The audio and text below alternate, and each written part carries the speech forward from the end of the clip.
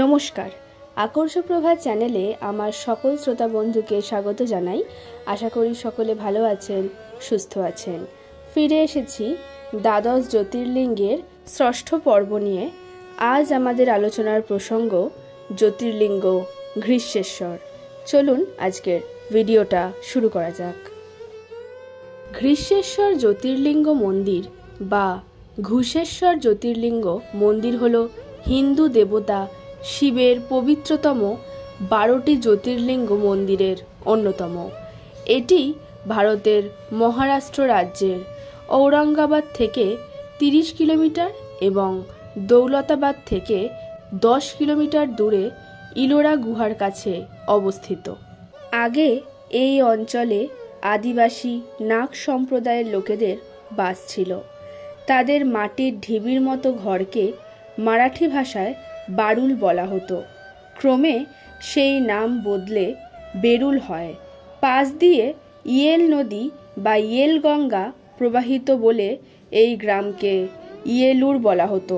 এই প্রদেশে আগে ইয়েল নামে এক রাজা রাজত্ব করতেন। সেই থেকেই রাজ্যের নাম ইয়েলাপুর বা ইলুপুর এমন ধারণাও প্রচলিত আছে। একবার ইয়েল রাজা বনে শিকার করতে গিয়ে তপবনে ঋষিদের আশ্রমে পোষ্য জীবজন্তুদের ধরে মারতে লাগলেন। তাতে ঋষিরা কষ্ট পেয়ে রাজাকে অভিশাপ দিলেন, তার সর্বাঙ্গে পোকা হবে। সেই সাপে সারা দেহে কীটের তীব্র দংশনে জর্জরিত রাজা বনে ঘুরতে ঘুরতে ক্ষুধা তৃষ্ণায় কাতর হয়ে শেষে গরুর খুরের চাপে তৈরি এক গর্তে কিছু জল দেখে তাই আকণ্ঠ পান করলেন। তারপরেই অদ্ভুত কাণ্ড দেখা গেল, তার সারা শরীর থেকে পোকা বেরিয়ে গিয়েছে। তিনি সম্পূর্ণ নিরোগ ও সুস্থ দেহ লাভ করেছেন। মনে এক অপূর্ব আনন্দ লাভ করে রাজা সেইখানেই তপস্যা করতে আরম্ভ করলেন। তার তপস্যায় প্রসন্ন হয়ে স্বয়ং ব্রহ্মা সেখানে আবির্ভূত হলে রাজা বর প্রার্থনা করেন, এই স্থান আরও বহু মানুষের রোগ জ্বালা মুক্তির ক্ষেত্র হোক। তখন ব্রহ্মার বরে সেই গোষ্পদের ক্ষুদ্র জল এক বিরাট সরোবর ও অষ্টতীর্থের জলে পরিপূর্ণ হয়। নাম হয় ব্রহ্ম সরোবর। পরে এই তীর্থেরই নাম হয় শিবালয়। এই শিবালয় নিয়ে অন্য কাহিনীও আছে। একবার দেবী পার্বতী সিথিতে কুমকুম ও কেশর লাগানোর জন্য হাতে শিবালয় তীর্থের জল নিয়ে ডলতে থাকেন। তখন এক অদ্ভুত কাণ্ড হয়। দুই হাতের পেছনে সেই কেশর কুমকুম একটি ছোট শিবলিঙ্গের আকার নেয়, আর সেই লিঙ্গ থেকে এক দিব্য জ্যোতি প্রকাশ হতে থাকে। এই অদ্ভুত ঘটনা দেখে দেবী পার্বতী অবাক হয়ে গেলে স্বয়ং মহাদেব বলেন, এই লিঙ্গ অগাধ জলের নিচে পাতালে ছিল। ত্রিশূলের খোঁচায় শিবালয় সরোবরে সেটি এসেছিল। এখন হাতে জলের সঙ্গে সেটি ওপরে উঠে এলো। দেবী পার্বতী সেই দিব্য জ্যোতিকে কুমকুমের লিঙ্গের ওপর রেখে এখানে প্রতিষ্ঠিত করলেন এবং এর নাম দিলেন কুমকুমেশ্বর। কিন্তু দেবী দাক্ষায়ণীর হাতের ঘর্ষণে এই লিঙ্গের উদ্ভব বলে এর নাম প্রচারিত হল ঘৃষ্ণেশ্বর।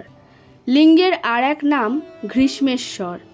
এই নাম প্রসঙ্গে একটি আবির্ভাব কাহিনী লিঙ্গ পুরাণে পাওয়া যায়। কোনো এক সময়ে এক পাহাড়ি অঞ্চলে সুধর্মা নামে এক ব্রাহ্মণ বাস করতেন। প্রথমা স্ত্রী সুদেহার কোনো সন্তান না হওয়ায় তাঁরই অনুরোধে ব্রাহ্মণ দ্বিতীয়বার বিবাহ করেন। দ্বিতীয় পত্নী ছিলেন সুদেহার এক ভাইঝি ঘুষমা। বিবাহের পর ব্রাহ্মণ তাকে বললেন, প্রতিদিন 101টি পার্থিব শিবলিঙ্গ তৈরি করে পূজা করতে এবং পূজা শেষে পাশের পুষ্করিণীতে সেগুলি বিসর্জন দিতে। ঘুষমা সেই নির্দেশ মতো নিত্য শিব পূজা করে সেই পুষ্করণীতে পূজিত শিবলিঙ্গ বিসর্জন দিতে লাগলেন। অবশেষে যখন সেখানে 1 লক্ষ শিবলিঙ্গ জমা হলো, তখন শিবের কৃপায় তার গর্ভে একটি পুত্র জন্মগ্রহণ করল। সেই পুত্র অপরূপ, রূপবান, গুণবান ও ভক্তিমান। ক্রমে ক্রমে সে যৌবনে পদার্পণ করল। যথাসময়ে তার বিয়েও হয়ে গেল। কিন্তু সুদেহা সতীনের এই সৌভাগ্যে ঈর্ষান্বিত হয়ে পড়লেন। একদিন নিজেকে আর সামলাতে না পেরে তিনি গভীর রাত্রে ঘুমন্ত অবস্থাতে পুত্রকে হত্যা করে তার শবদেহ পুষ্করণীতে ফেলে দিলেন। পরদিন সকালে এমন মর্মান্তিক কাণ্ড দেখে কান্নাকাটি পড়ে গেল। কিন্তু সে সময় ঘুষ্মা ও সুধর্মা পূজার আসনে থাকায় সব কিছু শুনেও উঠলেন না। পরে পূজা শেষে উঠে বললেন, ভগবান নিজের ইচ্ছা মতো কখনো সংযোগ কখনো বিয়োগ করেন, তাই এ নিয়ে চিন্তার কিছু নেই।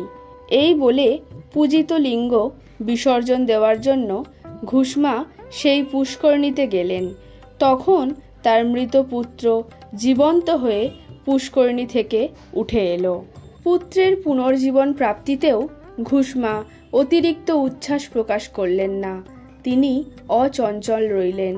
তখন স্বয়ং মহাদেব সেখানে আবির্ভূত হয়ে বললেন, তোমার প্রতি আমি সন্তুষ্ট, তুমি বর নাও, আর এই দুষ্ট সুদেহাকে আমি এখনই বিনাশ করব।